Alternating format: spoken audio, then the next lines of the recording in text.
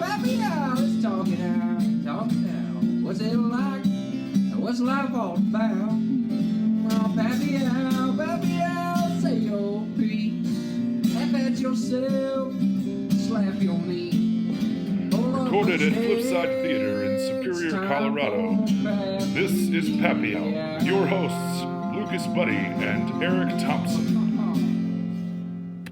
Whoo, man, what an episode. That conversation with Rick Luckinbill, is that who it Rick is? Luckinbill, man, that was tremendous. That was a really just positive, flowing, like super genuine, super authentic, a lot of heart, a lot of depth. We had some great laughs. Yeah. I'm so excited for people to hear this conversation. We got into like making space for your kids to mess up. We got into making sure you have dad friends and groups and how to work. What a great comment of just make sure you are checking in with other dads and talking with people because it's a difference maker. Totally, so it's 100%. something that you want to make sure to do. And that's kind of where I think we got a lot of amazing feedback just from that. And I'm still gushing over I know. it. I'm It's still really like, good. I'm still thinking over this conversation. Yeah. No pressure to the next guy that we talk to, but and so hey, it's his Pappy Hour, and we're talking about Rick. Thank you guys. Let's do it. Wow. And I never do that. Good for you. In part, waiting up for kids. Yeah. You know, the freaky thing is, so I've got a son, Will, who's 18. Are we recording? Oh, we're live, baby. We're live. Sorry. You're good. That's okay. All right. That's okay. Keep that close to you. Keep that close to you, baby. All right, Rick. You're already going, man. Rick, All right. the man, the myth, the legend. Talk to us. We're going to learn about Will right now. Oh, yeah. So I'll tell you. So last night, the reason I slept in a little bit. The reason you were late. The reason the show stalled. No one's upset. No one's upset. I won't bring it up again. Yeah. Good. the things, right? That you don't realize as a parent, as a new father, especially as you're young. But as things get older, you think, it's going to get easier, right? Because you're not. Please tell me it is. You're not. You're not up all night with a colicky baby, and you're like, I can get some sleep. But that's not true. Right. Not true at all. Oh, you're really busting my bubble here. So I checked, especially with, the apps today. Yeah. All right, so Life 360. Like, I'm going to go to bed. Let's see just where everybody is. Where everybody's at, so we're safe, so I can go to bed. Well, you shouldn't do that. Just No. go to bed. Just go to bed, man. Seriously. So I look where Will's at, and he's at an emergency room. Okay. Oh my gosh. Right? And I'm like, oh no. Like, all right, maybe he's supporting one of his Maybe friends. he's supporting a buddy. Maybe, yeah. So that was how you kept calm in that moment. You were like, all right, I'm gonna choose to I got to believe. get some rationale in this. Because you want to go to the worst, right? Yeah. That's what our brains do. Worst case scenario, Yeah. like, oh my gosh. And you know a little bit of the history. I do, It was yeah. at the same hospital. Oh, get out of here.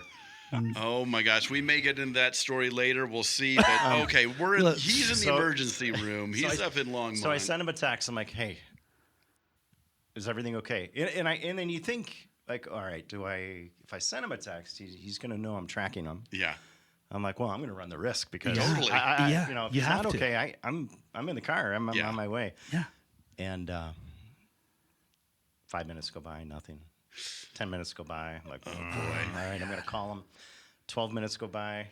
And yes, I'm okay. Oh, my gosh. you come on. All right. Man. Come on. So this is why early onset heart attack happens to This men is in why- our age in their 50s.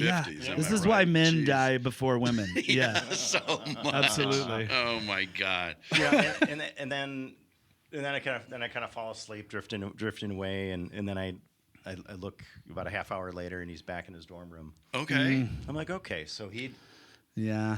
maybe he's, I'll find out the story today. Yes. But Great. then I gotta allow him that freedom. Yeah. Yes. Hey, I'm a man. So now my dad was not like that. It would have been a completely different story. So I want to know, and maybe have you always been like this? So like before you had kids, Yeah. were you this patient? Were you this like kind and forgiving? No, I mean, you want to be controlling, right? Yeah. And you realize the tighter you grasp and control it, Yeah. the worse they push away. You say you they realize, but hide. how did you realize that? Because a lot of people don't realize that.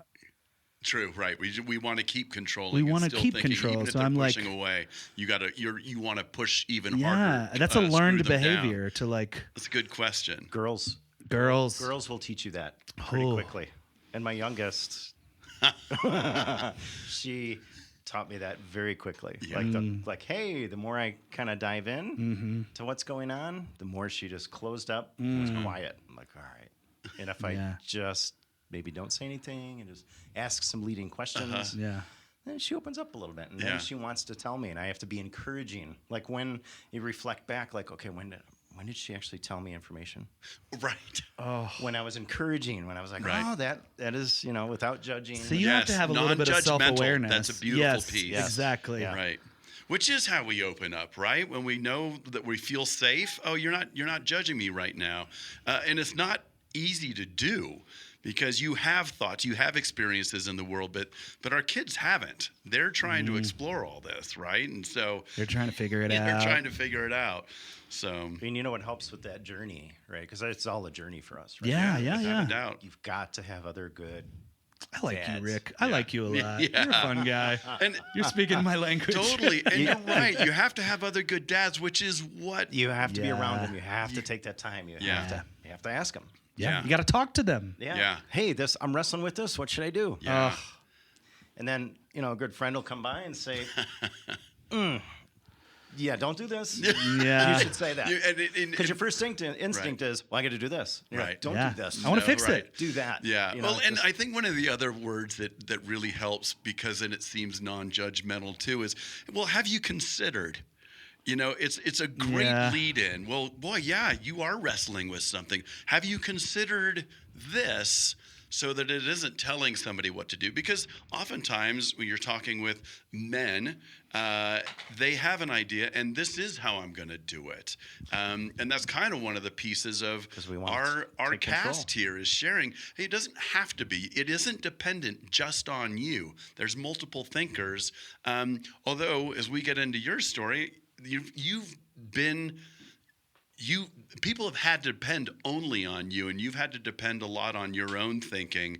And I've always appreciated how much you do reach out to other dads, and so I'm super stoked that you were just saying that.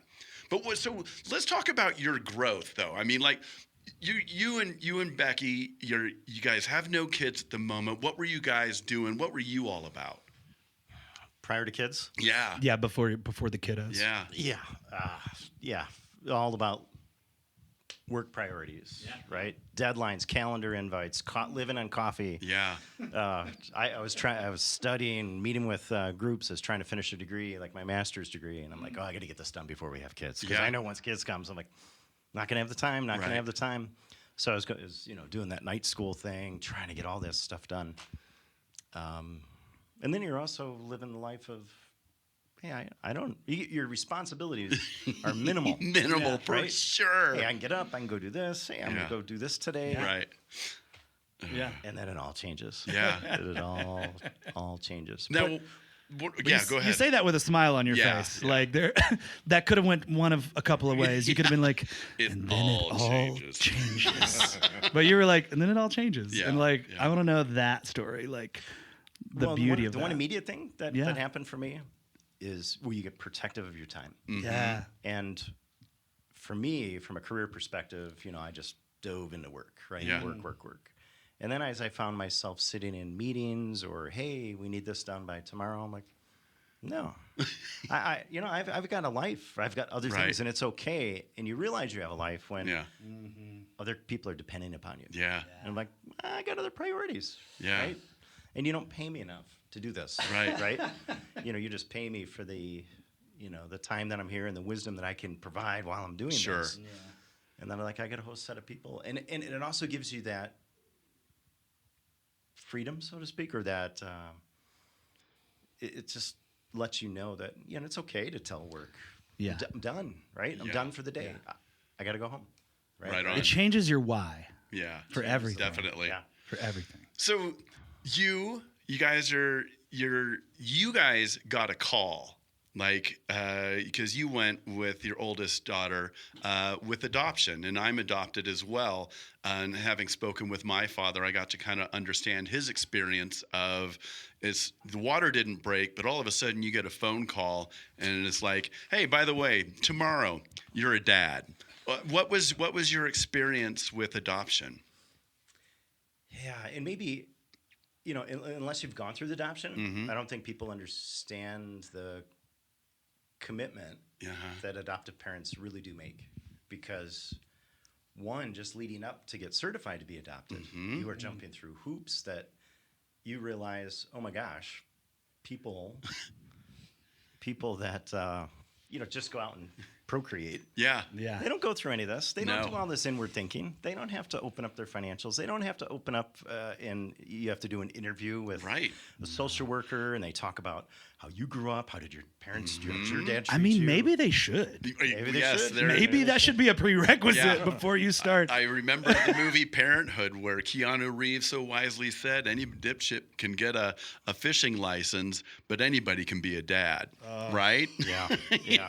So you got to take tests to get a driver's license, but there's no test for dads. Yeah. And I know social workers come into the home as well and see, is this a good environment? So it's how was that process for you? Like, what did that feel like to have to go through that? Scrutinized. Yeah. Scrutinized. Right. And it's long. It's not just like, oh, we're going to adopt, and you throw your name in the hat. Right. It was 12, 18 months. You have to create a portfolio. You have to write down all the reasons you want to be a parent and how you're going to treat this. Yeah. Because then you have people that are giving their child up for adoption still have that emotional piece of like, I want to give my child to somebody who's somebody who has these values and are going to do these things. Right. And then you have to think about those things. Right. And actually what would be a good exercise is going back and rereading that. Sure. As an adult, like, my what goodness. did I say? Yeah. How stupid that was. Or, it's like reading an old diary, I would journal. love to hear that. Yeah. You're going to have to tell me. If you do that, I got to hear this story again. But well, I got to find it. My wife was she was the organizer. Yes, she had everything. Yes. I'd have to go find it, but For I'm sure. sure it's there. Yeah. It's there. So 12, 18 months go by, and then we were selected. And you were selected, to be a parent. Selected. I love that you guys, in a traditional conception situation, there's so much onus on like the wife to like carry this thing, but in the process of adoption, it feels like, and you tell me, and I'm just like picking up on this. I don't know if this is it, but like you share the experience so much more because neither one of you is like carrying this kid, but you're going through all of the process of like making decisions and answering questions. And so I wonder, did that bring you guys closer together as you were making this decision? Yeah, it allowed us to think about some of those hard things that pop up just when you're just call it being a natural parent, right? When it allowed us to think about some of those things. Yeah. Talk about it and deal with it prior to it actually happening. Not that it matters a whole lot, but it prepares you a little bit more. Sure. Right? Sure. Yeah, and it did bring us closer together. We actually had an open adoption, and which means that the parents can stay in contact with the birth mother. Yeah. And vice versa. So it goes both ways as much as we wanted. And so she was a college student from Northern Arizona University. I went to that school. Yeah. So, and had the foresight of, I don't want to have an abortion. I want to have this child, and I give her so much credit because her parents disowned her at that point. She was on her own. Yeah, totally on her own. So she stayed at our house, for like the weekends and, leading up to it. Wow. So you guys and we were there for the birth. What a connection. Yeah. Jeez. You were there for the birth. For the birth. Holding her hand because her parents weren't there. Right. We were her parents. You guys were guardian angels, man. Yeah. That is something. That's incredible. Wow. So you get to see your kid born. Yeah. For the first time. What was that experience like? Yeah, no kidding. What did it feel like? I mean, in my family, we're a blended family, and my dad doesn't do Like, we've never said, this is my stepbrother, my stepsister. I mean, I've said this before on here, but he's like, if you're my kid, you're my kid. Like, what did it feel like to see your kid for the first time with all that going on? Yeah, you know, people ask, like, oh, you know, how does it feel? Because, you know, it's adopted. But clearly you have no idea. Right. But it's a valid question. Yeah. You can't unless you go through it, unless you're in that. And it's like, that's my daughter. Yeah. Right. Yeah. That's my daughter. It feels, you know, you were entrusted, right? Yeah. To take care of this child. Yeah. And it's no different. You would do anything. Yeah, you know, you'd step in front of the bus, right? Yeah. Totally. For that child, just like if it was any other child. Right. Take a piece And I think becoming a parent too, it's not just your child, any child. Right. That's great. Yeah. Yeah. I think that's my experience. I'm glad that that's your experience. I'd be interested to talk to, just because out of like maybe morbid curiosity, there are dads out there that don't feel. I don't know how you could meet a kid like that and not have your mind changed about all of that. I'm very curious about that. Yeah. So I'm glad that I'm in amongst a group of dads that feel that way. Yeah, it makes me feel more safe to have my daughter in this community. So now all of a sudden, I love what you were talking about too before of like, you know, the time was mine. I could go do anything. Now all of a sudden, time becomes different. What were you guys experiencing, you and Becky, just kind of going, oh my gosh, what happened to our time? Sleepless nights. Did you guys sleep train, all that stuff? Well, so we... Like, you could read all the books you want. Sure. And it really doesn't sink in until you're sleep deprived. Yeah. Right? You're in survival mode. You're like, I will do anything. Yeah. So Kaylee, our oldest daughter, she was colicky. She loved to eat. Yeah. Right? But she would projectile vomit. Oh, yeah. No. And it was very acidic. Oh, dear. Right? And we were living in Arizona, and we had these saltillo tiles. Right, this nice finish on them. Yes, not anymore. Done. Oh, spots. It was like calico, right? It just ate through it, and like the alien from Aliens. You just see it smoldering, like it's gonna burn a hole right through the earth. Oh my God, 100%. But we would take turns. I think we did 2-hour shifts. Yeah. Right. We're like, okay, I got her for 2 hours, and you know, the only thing she would like was you had to stand upright. And just gently rock her back and forth and hold her. And your arms got exhausted. Yeah, and totally. You're like sleeping when you're standing. But if you move an inch, it's over. It's over. Yeah. It's over. Okay, I'm going to put you back down. No, I'm not. Yeah, because you get that false hope of like, okay, it'll work this time. I haven't figured out how to get Stella to go from sleeping in the rocking chair to the crib. Oh, it's rough. Ever. Yeah. I just gave up. I just nap with her now. Yeah, exactly. I can, so I do it. It's great. Perfect. And it was loving at first, right? With my wife, and you know, we're like, oh, I'm going to stay. Look up. at I'm going to us. stay up with you. Yeah. Your turn. And then it got to the point of like, you know, ding, it's your turn. You're kicking the bed. Switch that flips. You're like, I love you. I would do anything for you. But I need sleep. You gotta sleep. Exactly. I need sleep. Oh man. So Kaylee's there, and then you guys tried something different for the next kids, and so all of a sudden you've got instead of adoption, you guys were able to have some medical support. Yeah. Yeah. So we had to go through in vitro. Yeah. Through that whole process, and you know, and that's a tough process, especially on. Well, on one, it's tough emotionally, right? Because when it doesn't work, you got your hopes up, and it doesn't work. Yeah. But it's also all the, you know, from what the woman has to go through, right? All the different, you know, chemicals get injected in your body to kind of prepare and stimulate and falsely, you know, create that environment, so to speak, or just, you know, manipulate the environment, right? So it can accept the eggs and you know, that whole process. So it's hard. It's just hard on.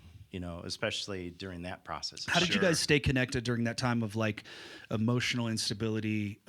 Instability maybe sounds like a too harsh of a word, but there is this roller coaster somewhat of emotions that she at some level has no control over. But you love your wife. Obviously, you guys stuck it out and and the 2 kids showed up. Like, what was your key for when you felt like you were going to lose it?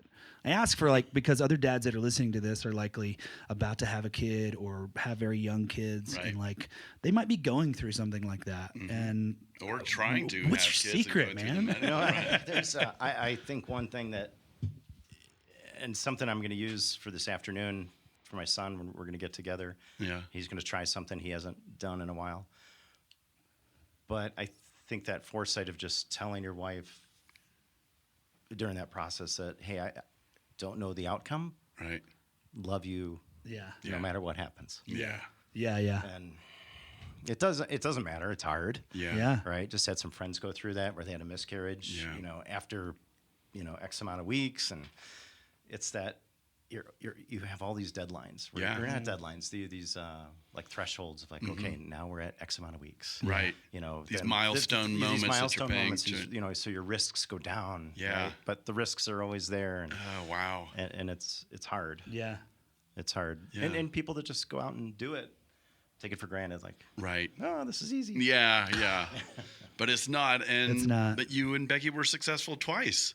Twice. Yeah. That's. Yeah. So you have 3 That's kids wonderful. now. 3 kids. Yeah. How old are they now? 23, Yeah. 18, and 16. Yeah. Wow. Jeez. You're in the throes of it, man. Yeah. And it's good. Yeah. It's good. Yeah. Because you've got your oldest now is becoming more independent, is employed, found a career that she loves. Your son is a freshman at university. Your daughter is on the flag football team, kicking ass at the high school level. So I mean, yeah, it's got to be kind of fun to see all this independence. Yeah. It's so my youngest. Yeah. She's very much, her brain operates just like mine. Is that comfort or is that scary? Oh, no, that's Very scary. as my son would say, because we fight, because our Yeah. we argue because So alike. we know how to push each other's buttons. Yeah. And as a female, she knows how to push them. I'm really deep, nervous really. about Yeah. Stella. Yeah. I feel like She's even smart. now at 16 months, I'm like, oh, you're gonna be trouble. You're gonna In a hurt- great way. you're Like, I gonna invite hurt it, me. Yeah. but I'm gonna learn a lot from you. That's funny. So my son Will, before he went off to Yeah. to the university, he just started laughing. He's like, I don't know how you two are going to survive. He goes, I was always here to, As a buffer. to kind of buffer you two. Oh, my goodness. He goes, you two are either going to, I'm going to come home and you two are both going to be laying on the floor bloody. Yeah. Or you guys are going to find that harmony and be as closer than Oh ever. man, right? you guys are gonna be the best. I wish you the best, Dad. I'll see you Yes, later. for sure. Yeah. Oh man, are there things? I mean, you kind of gave some great advice earlier. Is there anything that you see like, hey, dads, don't do this, or Yeah, that's a good question. or dads, consider this as a way of stepping in when it is your kids are growing up and that independency where they're trying to kind of leave you a bit, but they still want to hold your hand on occasion, or just be within a hand's reach too. Any thoughts on? Yeah, maybe I think the biggest thing is I'm trying to learn it and go through it is just keep showing up. Yeah. No judging. Yeah. It's such a challenge. Realizing, right? If you kind of put ourselves back during that time frame of their life, Right. it's a hard time, right? Yeah. If you're a dude, you've got all this testosterone, and I'm Sure. a man. Yeah. But yet, you don't have the responsibilities, and Right. you're not a man yet. Yeah. 'Cause, but they think, oh, I'm a man. I'm like, Yeah. You're not there yet, but you're, so you have to kind of allow them to develop and realize it's that constant sacrifice of being a parent of, Yeah. you keep checking your own ambitions, you keep checking your own needs, and you're there to serve. Yeah. And you are just there to serve. And once you understand that and be calm with that, everything else fits in place, because that, I think as a father, you have to give up that and engage in that sacrifice, because all those other things that you thought you wanted to do, Yeah. you could still do them, but you have to plan differently for it. And your main priority is that sacrifice, and it shapes you. And you don't realize when you're a young father how much this shapes who you are, your identity. and it's all good. You just have to let it happen. Yeah. I've met a lot of guys. I don't know if I've ever met someone with such a big heart as I feel like you have. Yes. Like there is so much space in your heart for like so much, and I'm fascinated. We have plenty of time. I would love to go into whatever you're willing and interested in going into, but even if we stopped right now, like there's so much great stuff for dads to take from this. This is wonderful. Yeah. I mean, this has just been a treat, and I've known you for a while now, and Lucas, you're right on point. I mean, the heart is there. It is something that I've known about you, even when we would cruise around on Halloween with a beer in our letting the kids go trick or treat, and we'd have one beer and at each house, and but I remember those times and watching our kids just having so much fun and just relaxing and giggling over it, and just appreciating those times just of hanging out and. But you touched on a big thing that's important, not to like as a dad, as your younger dad, younger kids, and you have to have that. You have to have some friends that are dads, that you can commiserate with, right? And talk through, and they can check you and just say, hey. And that's a good thing about being a friend is, like Eric has stepped in for me and said, I see this going on.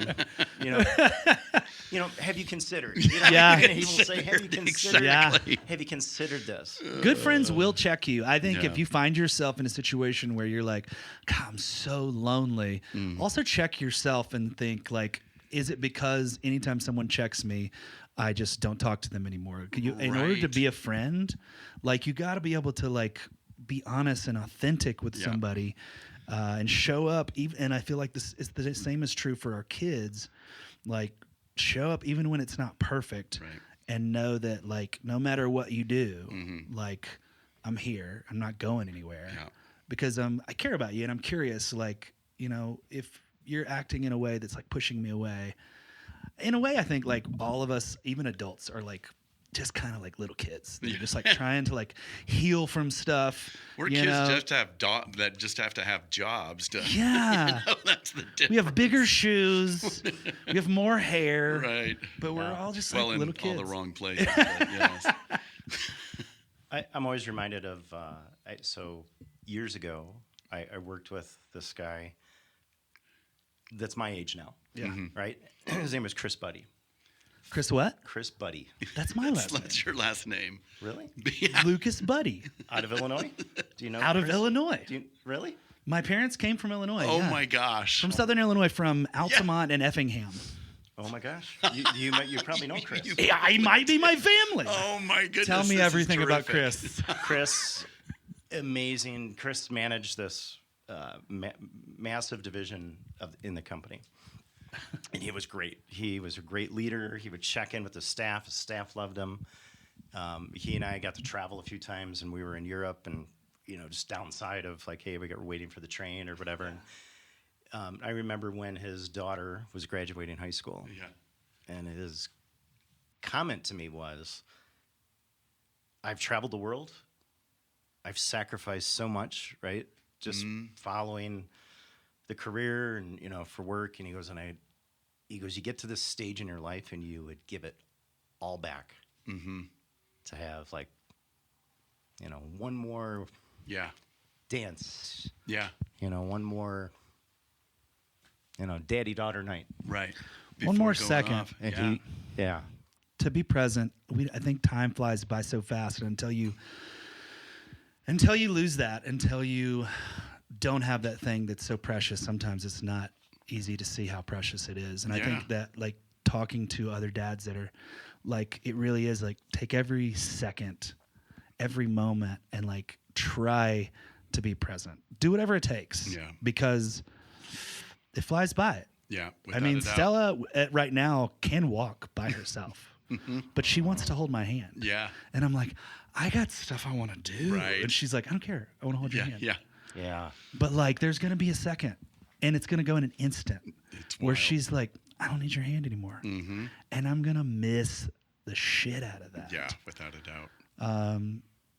So yeah, and I see like the depth of like how that the heaviness of that for you, and and I know there's a lot more to that, but yeah, you're right. You got to be there. It is funny because we've talked about it, Rick. Of just my youngest son is this last year of university, and I was just like, hey, we're going to get a pay raise. We don't have to pay the universities, But they're really going to be in their independent facet, and both the boys are on their way. And we used to talk. You were just like, I'm 5 years out. I'm 6 years out before my last kid is out of the house, and all of a sudden, you're only a year and a half away from that potential, and all of a sudden thinking of your buddy Chris, like what he said, it's just like, oh man, that's going to be that'll be different. It's like, oh, I'm going to be able to get this back and this back, but I may not have this anymore. And I think it's a wild thing to consider. One of the things Chris did too is he kind of stepped away like during these moments. He's like, I only have a couple years of she's going to college. Is I'm going to step away from some of this, right? And I'll come back to it later. Right? And I'll re-engage in my career later because my kids need me now. Right? My family needs me now. And he kind of did some of that, and then after that period was over, he jumped back in, and he wanted to go do something else because he still had it in him to go do it. Right? Neat. And I think it's okay, and I've done some of that too. Over the last couple of years, I've stepped away from my career because I felt like I was losing my kids because they're in those teenage years, and I'm like, I just need to be here for him. I could work. I could work later. Right. What's your favorite thing? Like, what's something that you would have missed if you would have just still been working? Like that you're like, oh, this is a core memory for my kids. It could have been a camping trip. It could have been like using the 360 and seeing them in the emergency room, maybe. Finding the app 360. Well, one of the things that so when I quit my job in May, I'm like, okay, this is going to be the summer of Rick. Right. And then I decided, hey, we're going to go take a vacation, and we went to Waikiki. We're going to learn to surf, right? Heck yes. As I start looking at, hey, what's on my bucket list, and what would the kids want, enjoy doing as well. Right. And we did that, and that just turns into a phenomenal vacation. Right. For all of us, we sat on the beach, like my three kids and me, and and I'm just listening to my girls talk, and I'm learning so much, right, about who they are. I'm like, listening to them talking about boys. Not say anything, just listening. Just exactly. Being quiet. Listening. So cool. Being quiet. You know what? It really is. That's a big thing. Let the kids talk. They're going to share with you. And be there and be present and just, and they want you to listen to them. They want to be heard. Be present, and again, creating that safe environment, non-judgmental. It will carry you so far. And again, you can always use the have you considered if there's something that like you might not want to go down that road, but hey, it's your path, and it's your journey, as we were saying at the beginning of this. And your journey, I might suggest you avert the cliff and consider this, but in the end, it's go for it. One thing that I've been learning this year, and because journey has been a term that I've used a lot this year, because and that is, you kind of look at just, I've been reading a lot of biblical things too, and just kind of looking at scripture, and so much talks about that too. But what I've noticed is, if you think about it from a visual perspective, your journey, we all have to walk through this valley, and that valley can be messy and ugly, and regardless of what your faith is, you are walking through a valley to get to the mountain. And it's part of the keep your eye on the mountain. You keep your eye on the mountain, and once you're there, it's all worth it. Like you forget about all that tough stuff, right? And you're like, all right, now I'm looking down, or the view is always so much better. But it's hard. But you need to surround yourself with, a dude group, right? Dude group. You need it, and if you could do it once a week, once a month. Or create it, start it, because other dads don't realize they need it as well. You are officially a Pappy now. So you're a Pappy. Well, wait. Hold on, wait. We have one what did more I forget? piece. Is there Rick, give us your dad joke. Tell us. Lay it on us. Oh, I don't know. You're going to come up with one. Eric, that sounded like a threat. We're not threatening him. It's safe if you don't have one. Oh, that's right. Non-judgmental, safe environment. Non-violence. Yes, non-violence. A dad joke. Oh, you know what? I heard a gentleman at the store. He he came up right behind me at the cash register, and he had one item, and he goes, "I got a big ticket for you." Nice. Well, all right. So you're gonna have to think about a dad joke, and next time we have you on, you're gonna have to tell two.